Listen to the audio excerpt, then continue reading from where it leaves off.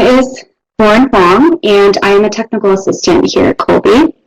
I've been at Kolbe for about 2 years, and many of you may know me as your live chat tech support agent in the mornings, Monday through Thursday. I'll also jump into your classes every once in a while if your teachers are having technical issues. Many of you probably don't know my discernment story and how I discerned into religious life and then discerned out after 2 years. So I was with the Nashville Dominicans for 2 years, and when I discerned out, I returned to Franciscan University where I started, and that's where I met my husband, and I'm now married. We have a 2-year-old daughter, and we're expecting another daughter in May of this year. So just a little bit of background about myself. I grew up in Seattle, and my parents were, our whole family was converts to the Catholic faith when I was 13 years old. So grew up in Seattle, and then I was homeschooled all the way through until junior year in high school and senior year in high school. So we're converts to the faith, and so I wouldn't call myself a cradle Catholic by any means. And I think being a cradle Catholic comes with a lot of benefits, being cradle Catholic. So those of you who are, it's a privilege and an honor. Being a convert is beautiful as well, but I was 13 years old and my parents were still trying to figure out the whole thing. And I was also 13, so that was right at the brink of high school. And we lost quite a few of our friends, having left our Protestant church and switching over to the Catholic Church. So this was really difficult for me, and I found myself often craving Catholic community, and I never really had that much. And then we were trying to figure out the whole Catholic thing as a family, and even just in little things like praying the rosary was really hard for our family to get used to. And they would, even in terms of religious life, they would mention to my brother about becoming a priest, but they never mentioned anything about religious life. So I think that I really did not know anything about religious life, except that they gave up a lot. That's pretty much all I knew about religious sisters. Is there was always a no. They couldn't do this. They couldn't choose their clothes. They couldn't get married and have kids. They couldn't, it was all about the no's, and never about the rewards that would come with those sacrifices. And so throughout high school, I think I just had this misconception about religious life, and not being a cradle Catholic, I think it really weighed on me. It didn't click for me. It took a long time for it to click. But I knew that I wanted to be Catholic. I knew I wanted to live my faith, and I knew I wanted to, have everything that the Catholics had. So, even though I had all these misconceptions about religious life, I knew that I ultimately wanted to understand it more, but just struggled to understand it. So for college, I decided to go to Franciscan University, and I entered in the pre-nursing program. And I started out, I loved Franciscan so much, and I can say so many wonderful things about the school. And one thing that I've really noticed when I'd be walking around campus was how happy everybody was. Everybody just seemed so on fire for their faith, and they loved going to Mass, and they loved going to confession. And, I knew deep down that I didn't have that kind of joy, and that I was missing that somehow. But I didn't know what that was or what I was missing. I just knew that other people had it and I didn't, but I wanted it. And I was really always very inspired by those I was encountering at school. So I went to the Austria study abroad program in fall 2010, so it was my sophomore year. And this is when everything changed for me. So I was in my room one day, and I had two roommates. It was at the beginning of the semester. And when I look back on the whole experience, it was really quite brilliant how I really believe God set this all up for me. And I'm in the room with my two roommates, and one of them, I guess we were on the topic of religious life and married life. I'm not really sure how we got onto that topic. But my roommate asked me, and she just said, Glenn, what makes you think you're called to be married? And I remember being a little puzzled by the question, and I was like, well, I think I'm called to do that. I can't imagine doing anything different. Something to the effect of just throughout the words, which was really what was happening in my mind, was I obviously had not really asked God what his plan was for me. And so she nods her head, like it was fine. She wasn't looking for any particular answer or anything. And so she and my roommate were on their way out the door to leave me with that question. And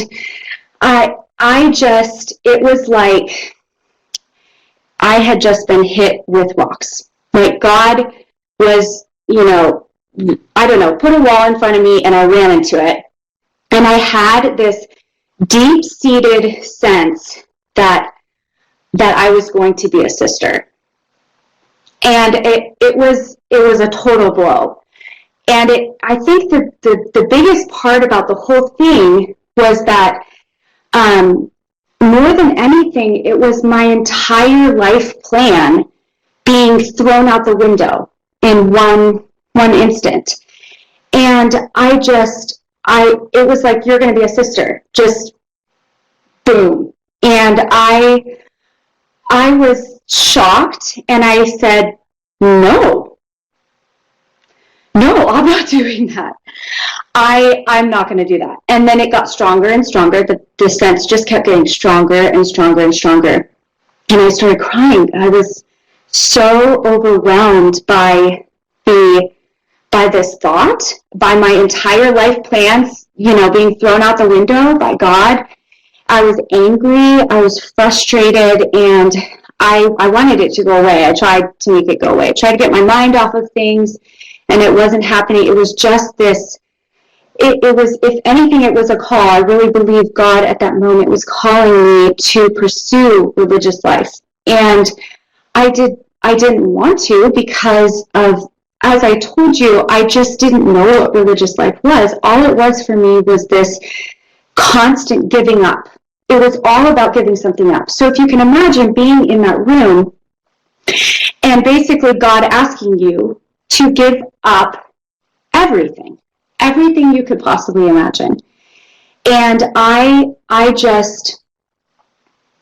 it was like my whole world was falling apart in front of me. My whole life plan, I'm a planner, so I like to have everything planned and set up. So I guess, like, without my even realizing it, I had really set up my whole plan. I was going to be a nurse, I was going to get married and have a big family.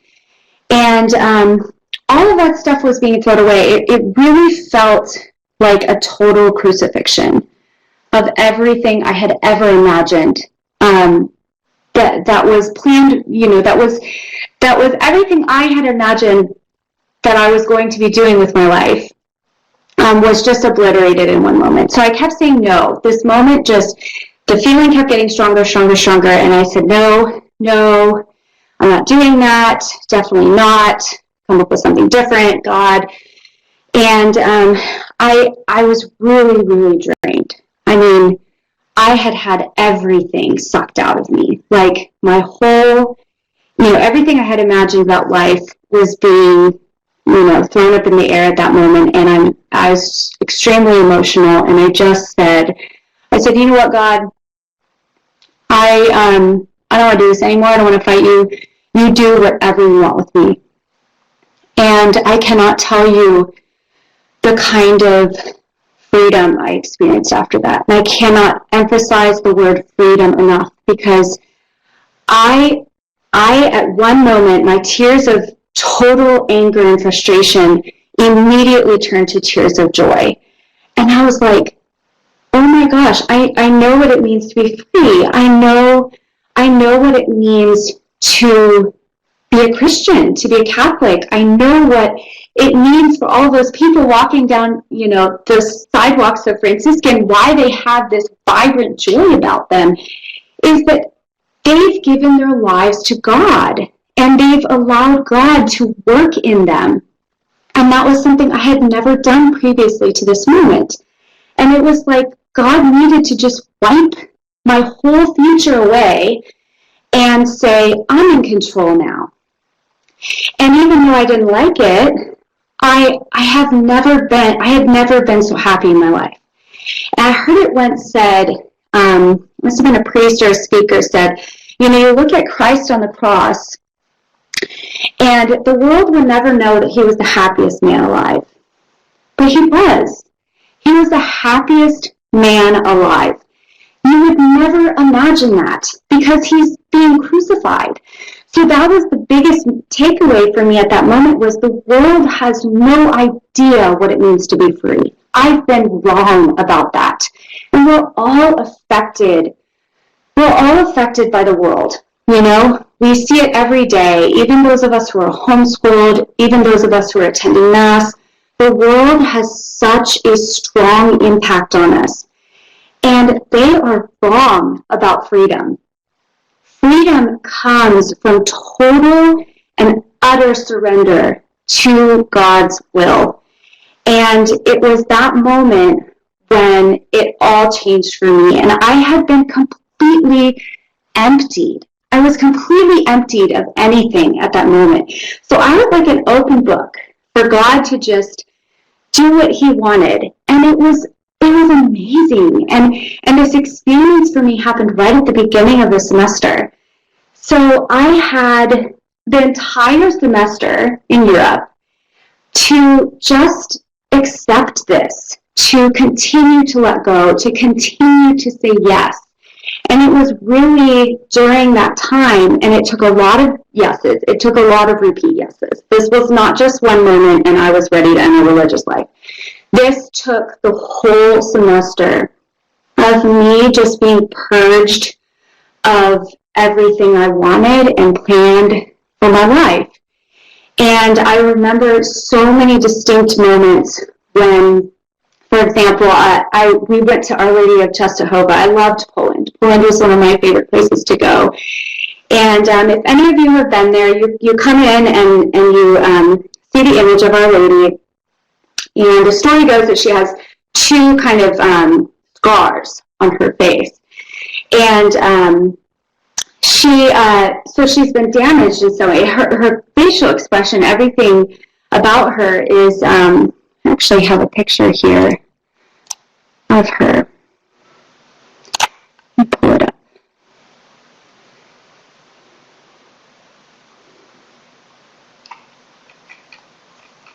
Okay, that's okay.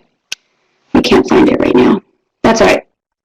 So anyway, you come around, you come into the room, and the tradition goes that you get onto your knees and you walk on your knees to the back of the image, and you're supposed to lean up against it and ask Our Lady for something. And my prayer, my prayer for asking was, please don't, I don't want to do this. I don't want to be a religious Mary. Please, do something with, tell God that this is not my vocation. I don't want to do this. And it was like confirmation, for one thing. Mary was like, no, this is what you're supposed to do. And I just remember being so frustrated, like, Mother of God is on God's side, And so this was, the whole, like I said, the whole semester was just continuing to purge and let go of everything. And when I left when I left Austria, I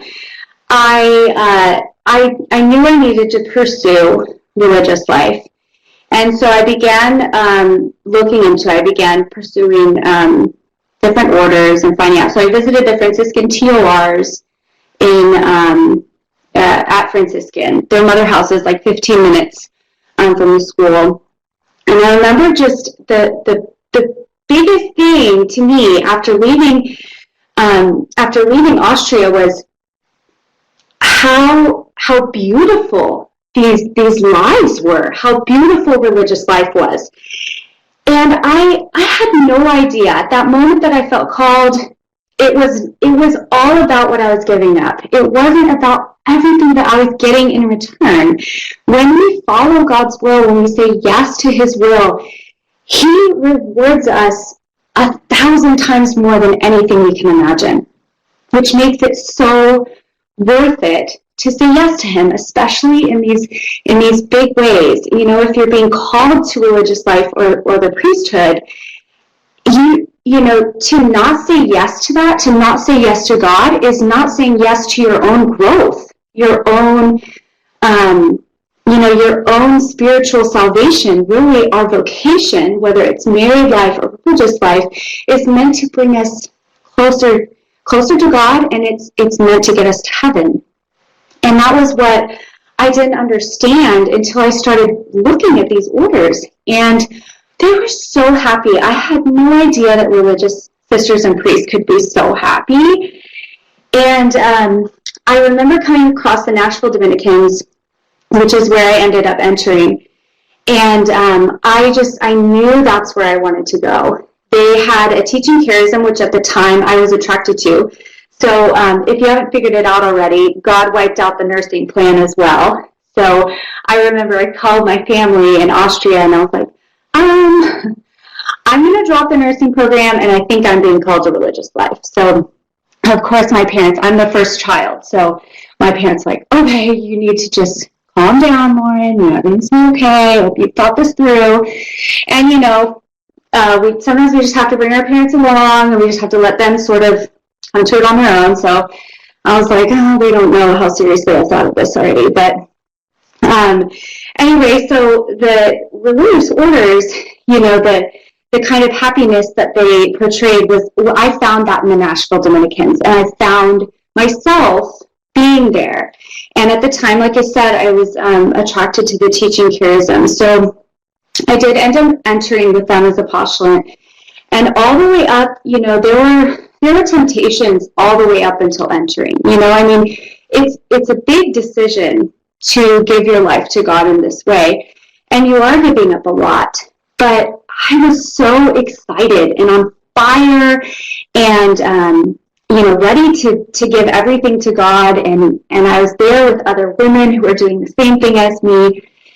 And even on entering, I couldn't believe how happy I was, and how God had just spoiled me. I felt like this spoiled little princess that, you know, he was just like, thank you. You know, it was like this big thank you for doing my will, and here I'm going to shower on all these blessings upon you for saying yes.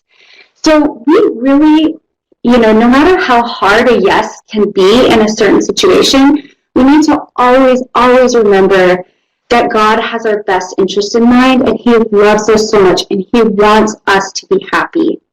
And all the way up until that moment when I discerned out of religious life, I still felt God's hand on my whole life. And you know, it was really difficult to leave. And it was a process of discovering that God was just not calling me to live the vows of poverty, chastity, and obedience.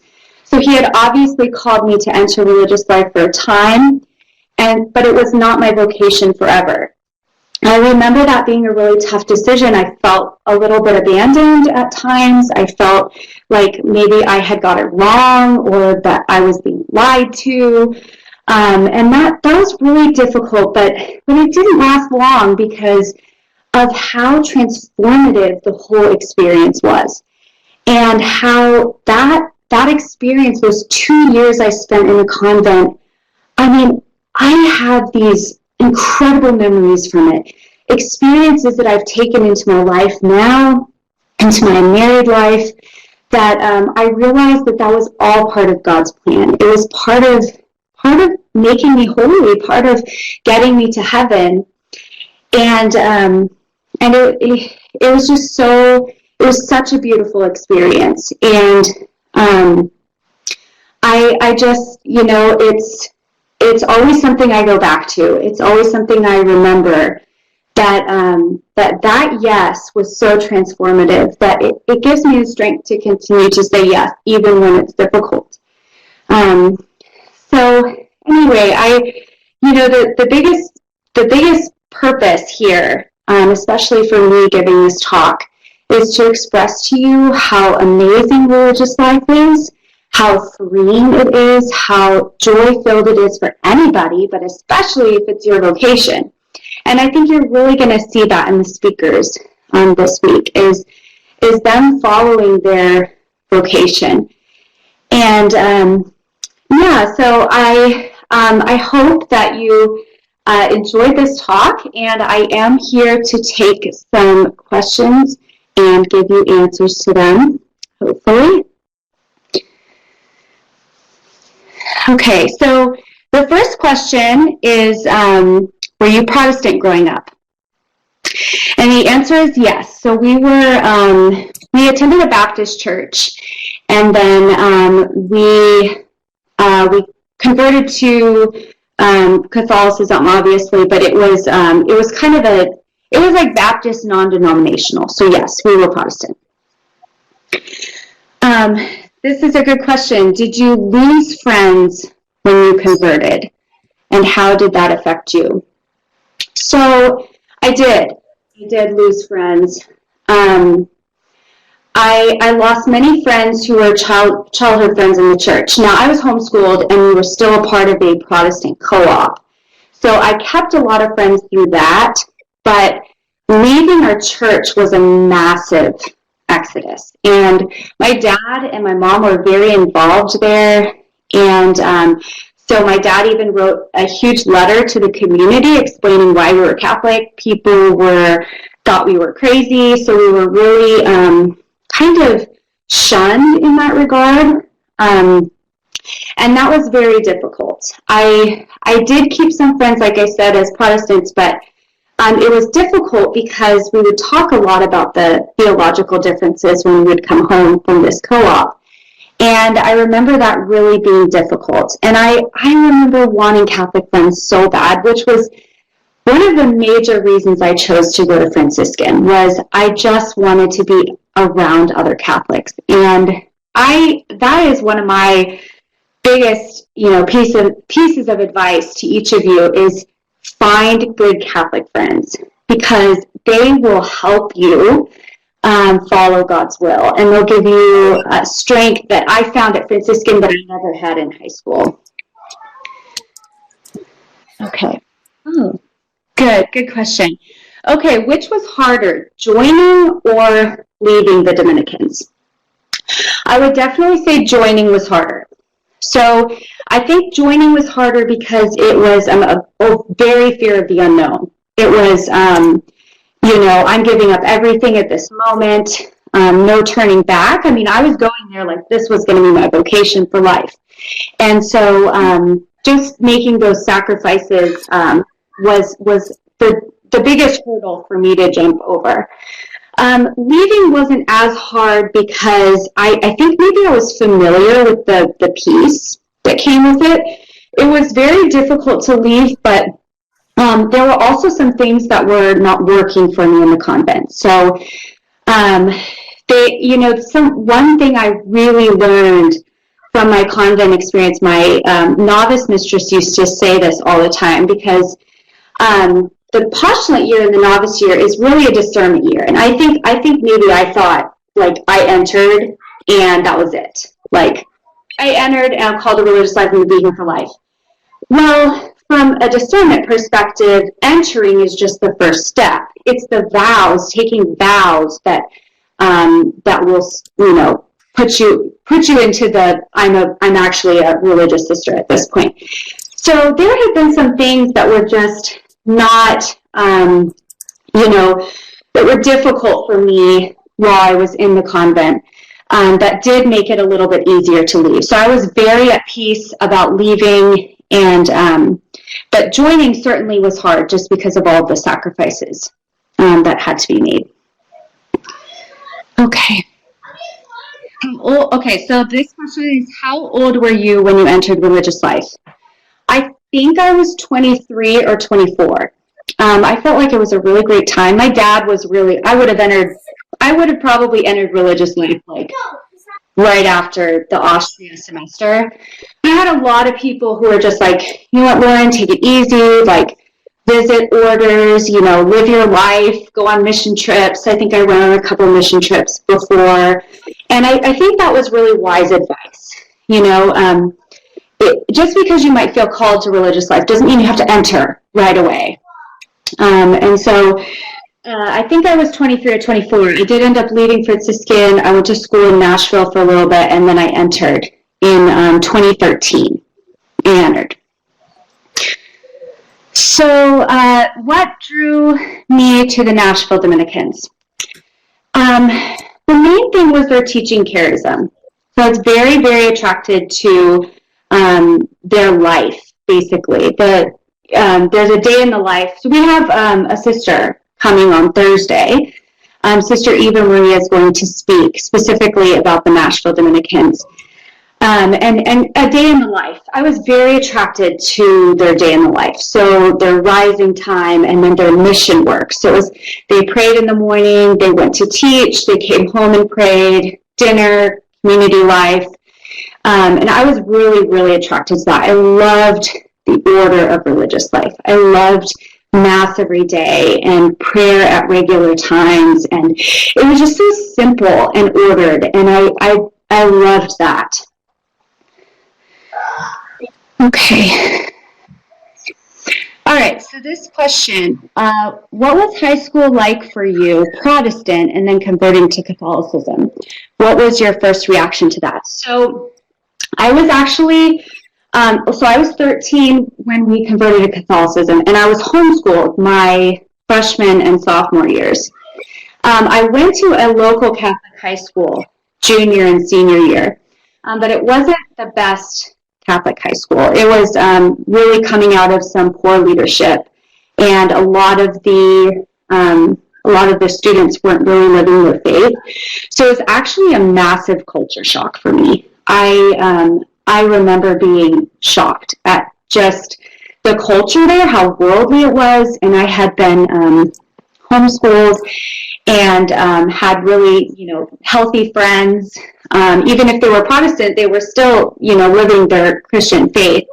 So that was pretty rough for me, just going to high school and getting used to peer pressure. I do not recommend that for anyone. Anyone who can avoid it, it is rough. And that's why having Catholic friends is so important, because you limit the amount of peer pressure that happens in high school by hanging out with people who aren't going to pressure you to do things that make you uncomfortable or go against your faith. And it will also make it a whole lot easier to say yes to God's plans in the future.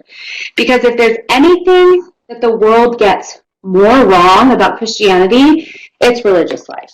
They have just screwed that up. I remember we were with the Nashville Dominicans, and we went on a pilgrimage, so we were walking from church to church. And I remember that everybody's staring at us like we are just it was pretty crazy. There were a lot of really young, beautiful sisters dressed in full body garb. And this guy looked at us, he's like, why are you so happy? Like, he did not get it. And that's because the world doesn't know. The world doesn't get it. Like, who knew that giving up everything, but not having those things, meant you had more room for joy? And you do have more room for joy. So even if you don't enter religious life, you still want to live that spirit of sacrifice, because the more worldly things you give up, the more room you have for God. Okay, good question. Okay, were there negative reactions when you left religious life? This is a good question, because I think there are some really negative reactions to those who leave. And I was fairly fortunate. So definitely within the convent, it was my novice mistress's idea for me to consider leaving in the first place. I'm very stubborn. So if I'm going to go do something, there's no turning back. And she's the one that kind of asked about it. So that within the convent, there's like, it's all about your salvation and your happiness. So they don't want you there if it's not where you're being called, which is marvelous, because the novice mistress is there to help you discover that. So within the convent, certainly not. I think outside the convent, my parents were very supportive. They were supportive upon going in and leaving. And I think even my dad is he's very cautious, and he knows that it's a big decision, and he's wise and understands that there's a reason why religious life has these periods of time before you make final vows. It is very wise. The church really has it right there, because when you're young and you think you're called, sometimes it's easy to be off in the clouds a little bit, like so on fire that maybe you're not thinking fully with it. But so it's brilliant. It's brilliant that the church has it laid out that way. So my parents were very okay with it. I think that if people did have negative thoughts, they didn't say anything. I do remember wondering if someone felt that way because they didn't say something. Most of the time, though, and I was so thankful for this, they were like, good for you for trying. Good for you for giving it a shot. As someone who's in religious life, it is really hard to be in that kind of environment and leave when you're not supposed to, if that makes sense. I do believe it can happen. The devil, he can tempt religious sisters and priests who are still in formation to leave, but it's a really big decision to leave. You have to this was me calling the airline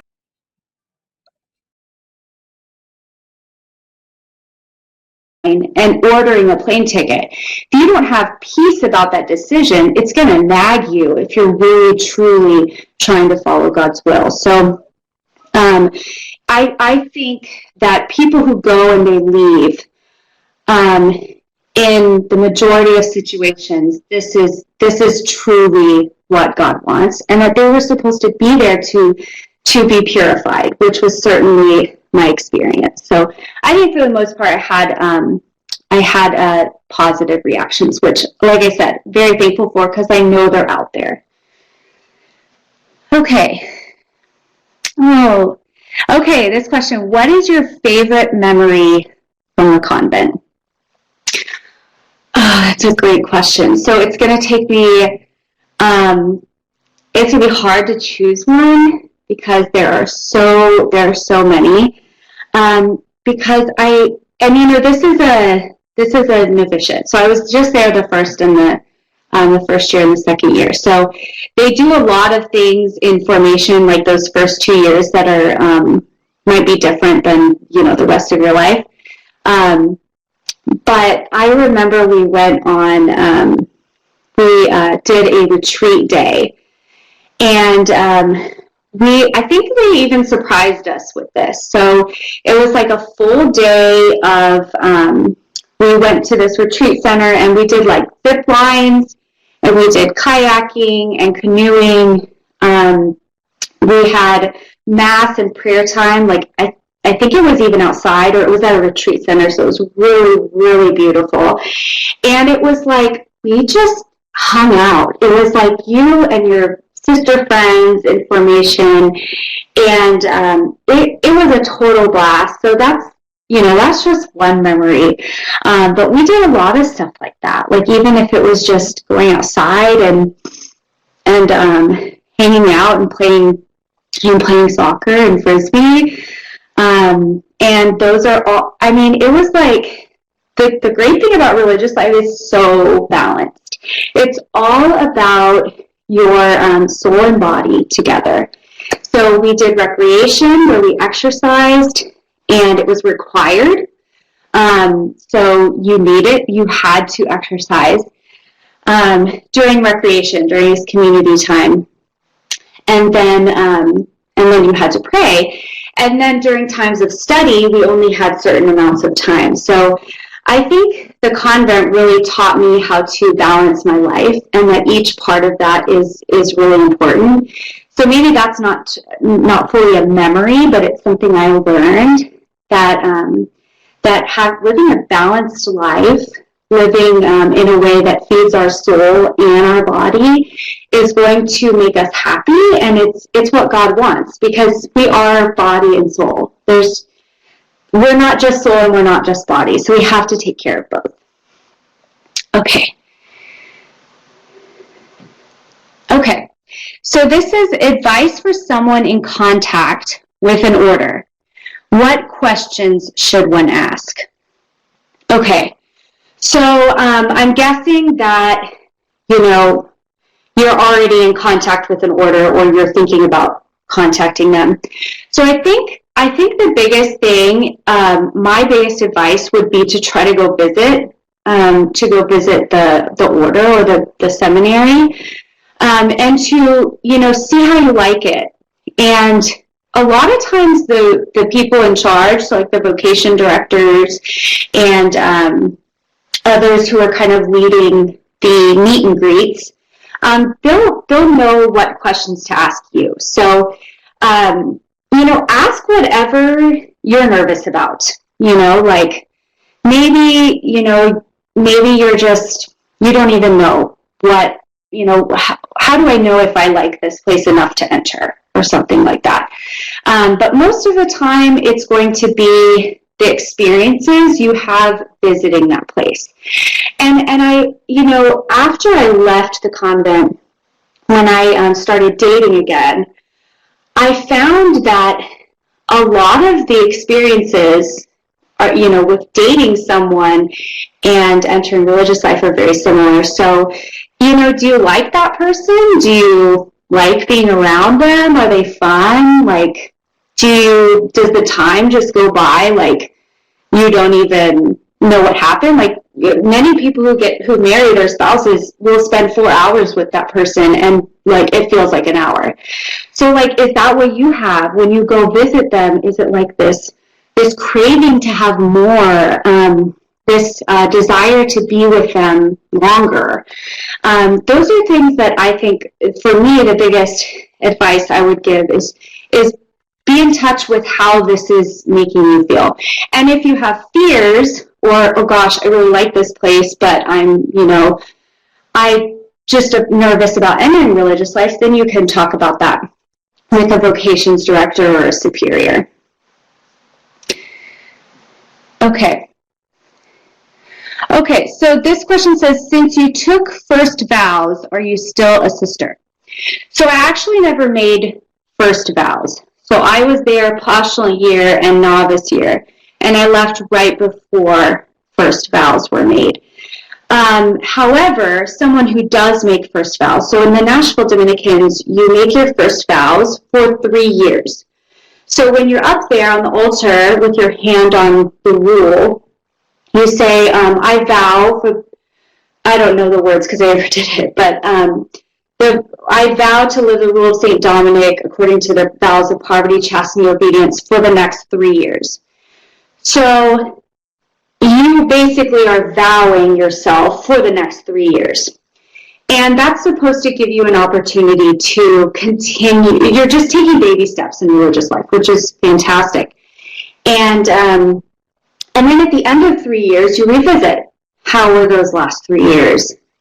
Is God calling me to renew them? So in the Nashville Dominicans, you renew those vows for another 2 years. And then at the end of those 2 years, which is a total of 7 years, you make final vows. And that's when you say, I vow to live poverty, chastity, obedience according to the rule of St. Dominic for the rest of my life. So my group, the group I entered with, just made their final vows in July, and I just remember I looked at their picture, and I knew each one of those beautiful women, and they were so happy in their picture. Like, I just remember being like, and I knew too, like, having been there, I was like, that sister is totally meant to be there for the rest of her life. And there's just this joy about them that continues. It doesn't go away. And that's why I really believe that it takes a lot to leave, especially if you love it there. And if you are being called, you're also going to love it. God's never going to call you to something that you aren't going to love being there. That doesn't mean that it's not going to be hard sometimes. So you have to remember that there are days, and I'm married, and I have children, and life is hard. It's tough, when my kid wakes up at 5 in the morning and I have to figure out what to do. But that doesn't mean that I'm not meant to be married. I wouldn't doubt that. So I really do believe that, at the end of 7 years, and many formations have it about that long, that you really know if that's where you're supposed to be. Okay. All right. So this question is, what kind of stuff did you eat in the convent? Good food. They were very good. So the sister, I was just there for 2 years, but they assign a sister who likes to cook. And I remember thinking the food was fantastic. And not to mention, most of the time you didn't have to cook it. You helped with meal preparation. So they had groups of sisters help out with preparing meals and cleanup and things like that. But I remember loving the food. I mean, it was just about as normal as it comes. Think about what your mom makes you, and that's probably what we ate in the convent too. Always a very balanced meal. Your veggie, carb, and meat, I guess, is the other one. So, yes, good food. Next question. Advice for those who feel called to both vocations. Okay. So you're feeling called to religious life or married life. I'm guessing you have an attraction to both in some regard. I think the one there is, continue to be open to both vocations.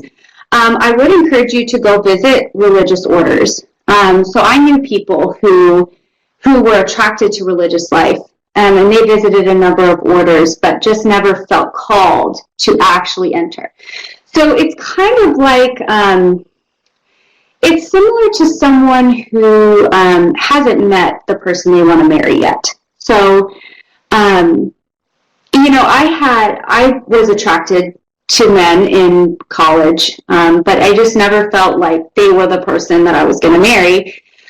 So it really depends on that man or woman that you're meant to marry, or that religious order you're meant to enter. So for me, it's just continue to be yourself and, discern what college you're meant to go to.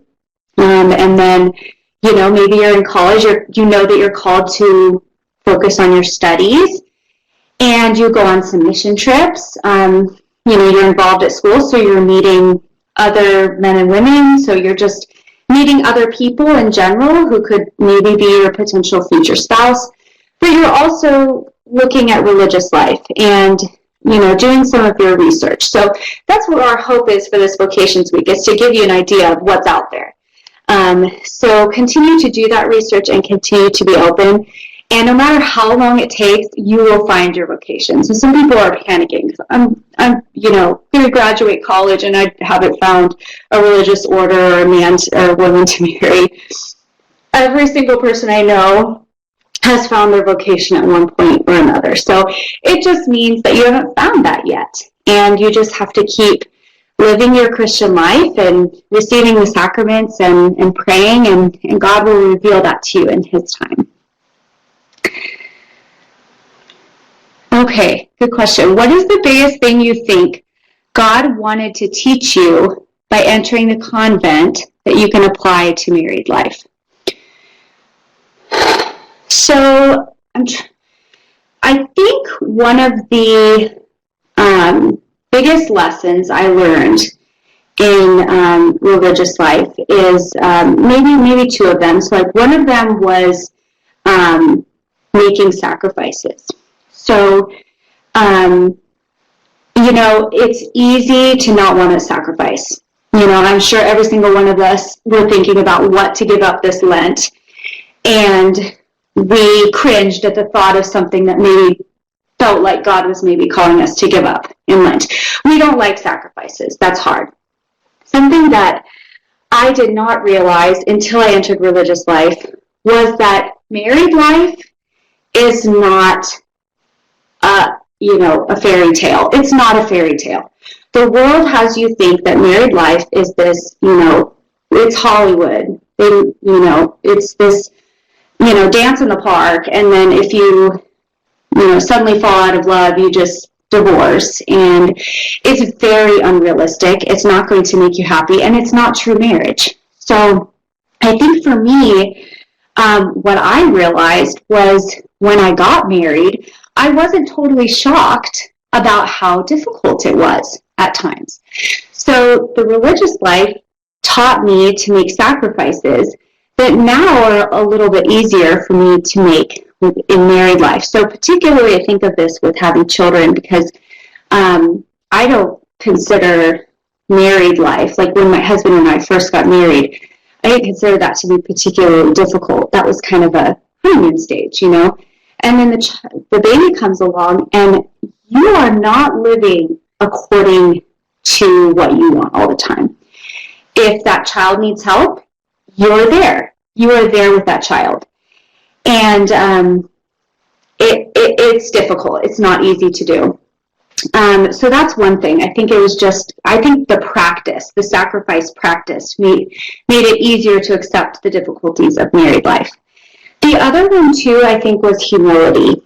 The convent really taught me how to be humble, and there was a lot of lessons to be learned, a lot of, purging that happened, we were encouraged with our sisters to, call someone out if they weren't living according to the rule of St. Dominic or really were not living their best self. So, I had sisters approach me about things that were, I can't remember exact details, but I remember it hurting, whatever they said.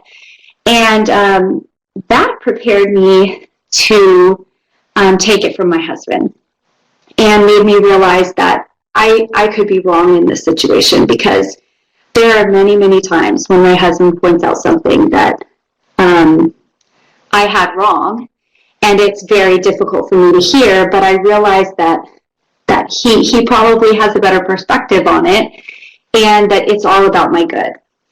So I think sacrifices and then humility are the big lessons I've taken from religious life to married life. Okay. All right, so let's take, I think we have enough time for one more question. Let's see. Okay, I'm going to take two more questions, and then we'll wrap it up. So this question says, was it hard to get along with all of the sisters? And the answer is definitely yes. And that is one of the sacrifices in religious life, is there can definitely be someone you're not a huge fan of, or you don't get along with them very well. And that can be hard. And they talk about that a lot, though. We talked about that a lot in formation, that those sisters are called to be there with you. It's similar, though, to siblings. Did you choose your brother or sister? You didn't. You didn't choose your parents. That was the family that you've been given. So, of course, you're not going to get along very well with your brother or sister sometimes. But that's still who God has given you to be your sibling. So he gives you the grace to to deal with those people when the time is appropriate. Okay, and then the last question I'm going to take is advice for dating. How do you know when you should think about marriage? Okay, very good question. I remember asking my mom this, and like, how did you know dad was the one? And she answered, you just know. And I remember being frustrated with that answer, but she's right. You definitely do just know. However, going off of that, there is a very, very strong sense of being comfortable around this person. So you just love being around them all the time. They're enjoyable. They are, like I said before, the time just flies when you're with them.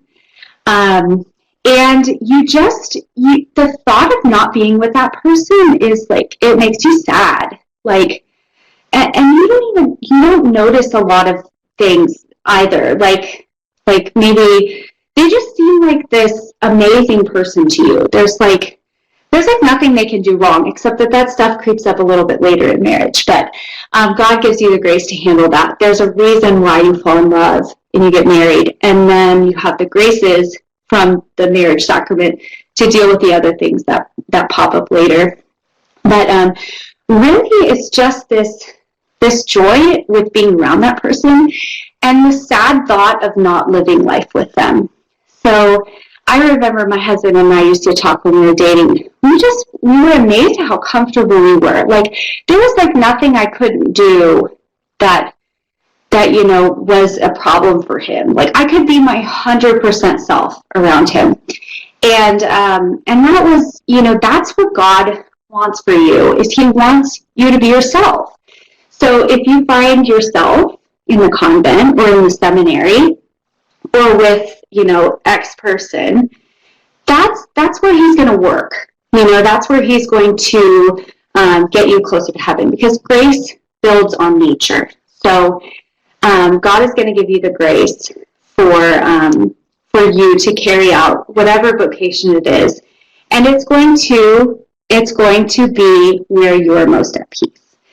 So even though I know that may not be a 100% sufficient answer for some of you, I hope it's sufficient for now, and you will know that you will definitely know if that person is someone you want to be with for the rest of your life. So thank you all so much for coming. You've been a fantastic audience, and you had such good questions. And I hope that you continue to take advantage of these talks. We have a talk tomorrow. Sisters of Santa Rosa in California, they're speaking at 12 Eastern. Father Brian Bittner is speaking at 2 p.m. Eastern.